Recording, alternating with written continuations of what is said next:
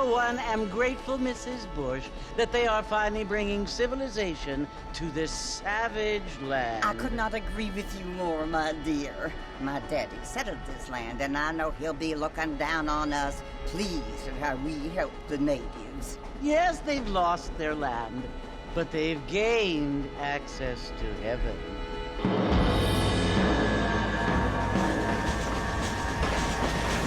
But Father, do you mean unless an innocent receives communion, they're destined to go to hell? It hardly seems fair. What I mean to say, Jenny, is that there is a great deal of difference between an innocent and a savage. I never thought of it that way. Yes, they lived like animals, but they're happier now.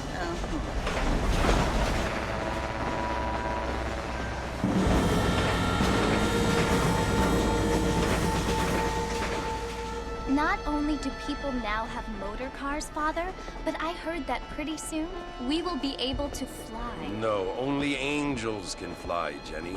No, apparently people can fly.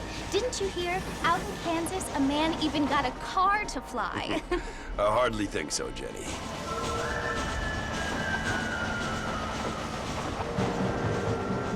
Apparently, Mr. Johns wants to run for governor, which is why he's so concerned with cleaning up the state. Nate Johns. Yes. His family is nothing but hillbilly trash that came here after the war. I don't want to be judgmental, but this state should not be ruled by such a disgusting family. A family without class. Apparently, the Johns family have made a lot of money, and he has a lot of friends in politics. Mrs. Bush, money isn't everything. There are many things that money cannot buy. It seems that money can buy voters, though.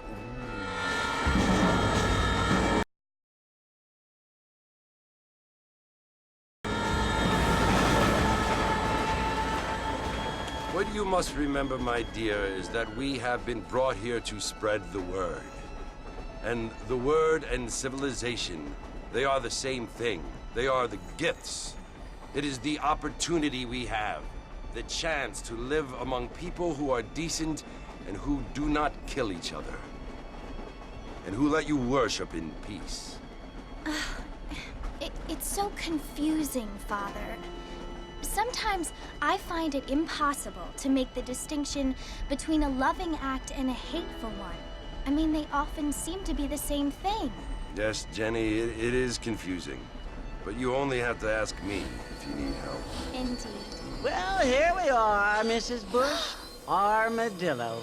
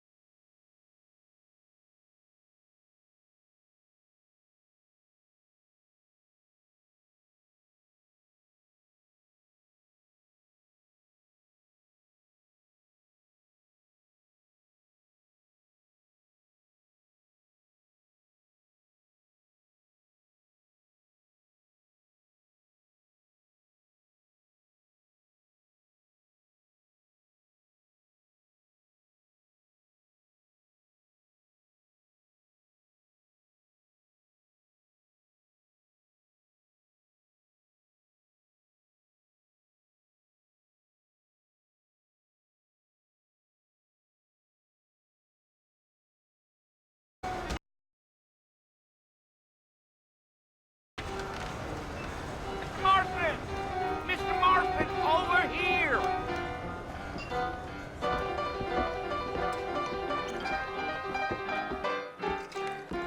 You must be John Marston. Sometimes. I'm Jake. Your friends from Blackwater hired me to guide you. They ain't my friends, but pleased to meet you, Jake. I got the horses saddled up and ready out front.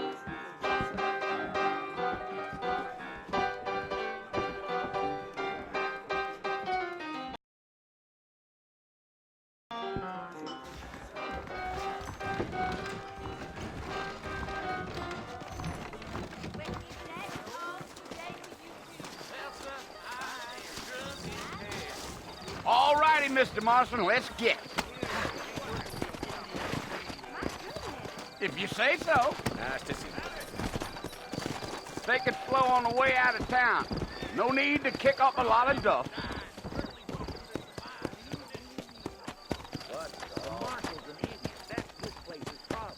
I'm sorry to hear that. Oh, there. Come on!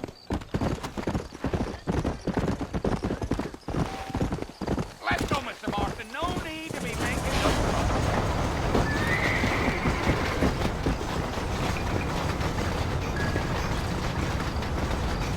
So it's Fort Mercy you want to visit? That's right. Ain't taking nobody up to the fort in a long time. Strange place for a decent fella to want to visit, if you don't mind me saying.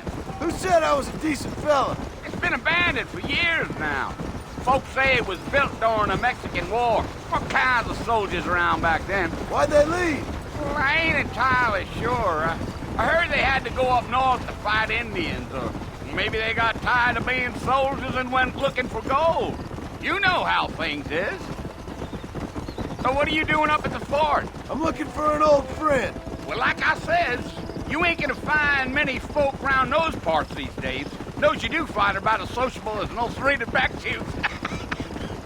I mean, I ain't one to judge a man by the company he keeps, but... Well, he ain't been friends for a long time.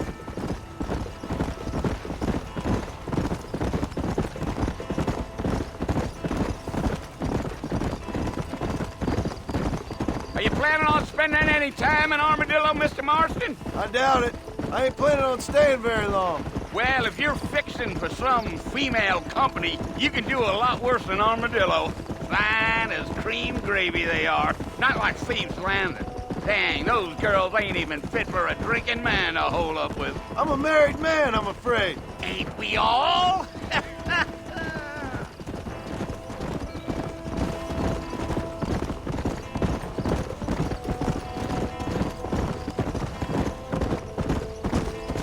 Yeah, so it was the marshal who hired me. Lee Johnson, do you know him? I think I heard his name. Says he got a telegram from some Blackwater big bugs asking for a guide. I guess it's none of my business.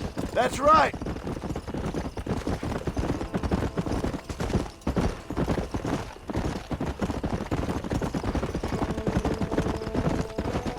You ain't very talkative, are you? Nope. I'm just chewing the dog, mister. It's how I am. I don't mean nothing by it. Trust me. There's things you're better off not knowing.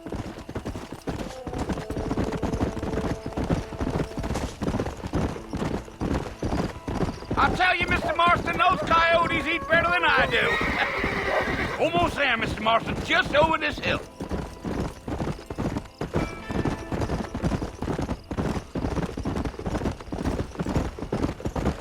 Giddy up.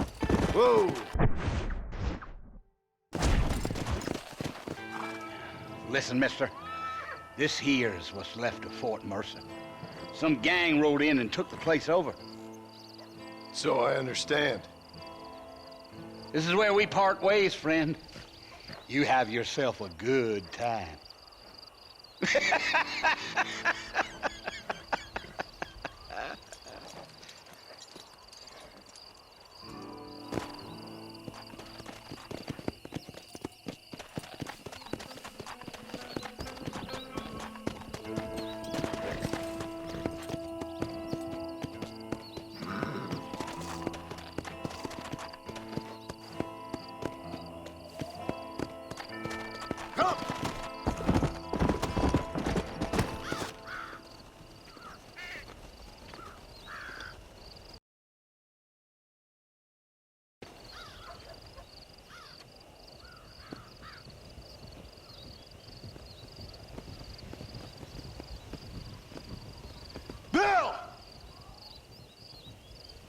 I've come for you! Bill Williamson! Come out here right now! Go away now, John. Don't make me kill you. Nobody needs to kill anyone, Bill. You must think I was born yesterday. You always did think I was an idiot. That ain't fair, Bill. You were as my brother. I've come to try to save you. Oh. Do I look like I need saving? Bill, please. They want to kill us all. I can help you. Well, you never tried to save me before. You only seemed to save yourself. Bill, I implore you think about this. You implore me? You implore me. You always were one for fancy words. Oh. Well, things are different now, John. Now I'm in charge! No more Dutch! And no more you. Implores. I implores you to go back and tell them to send someone just a little bit more impressive next time. Well? Oh. Poor John.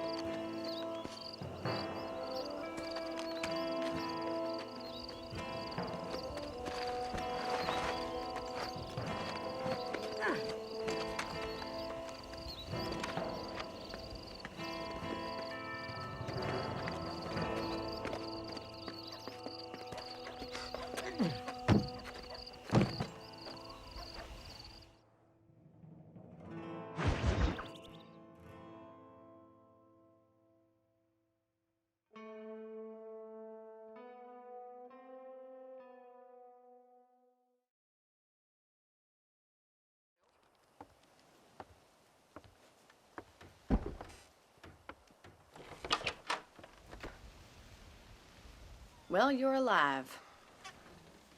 So it would seem. So, how do you feel? I don't know the polite word for it. I do. Stupid is the word we use around here. What were you doing? I was doing something stupid. Well, you'll be okay. Once you didn't die, the doctor said you'd be fine. He got the bullets out a couple days ago. Good. It cost us $15. I'm sorry, madam. Should have left me there to die. Did you want to die? I mean, was that it? Was that why you went straight out to Fort Mercer and picked a fight with the worst bandit in the county? To die, Mr. Mr. Marston. John Marston. Bonnie McFarland. Miss Bonnie McFarland. Well, you may be right, Miss McFarland. I don't know. Huh. So what were you doing? Trying to give Mr. Williamson a chance. For old time's sake. You know Bill Williamson? Knew him. Long time ago. Well, what was he like? Dumb. Just like you. Thank you, miss. See my hat? I have. And, what will you do now? Now I'm gonna take my time and go after him the less kind way. Well, that sounds very fun, Mr. Marston. Quite heroic, just like in those penny dreadfuls my brother used to read. Meanwhile, if you'll excuse me, I've got a ranch to run. Of course, if you're feeling better, why not take a ride with me later? Help me patrol the perimeter. You can earn back some of that money we wasted on doctor's bills. Of course. And thank you. For saving my life, I mean. Next time, Mr. Marston, I strongly recommend you don't try to lose it quite so earnestly. I'll bear that in mind.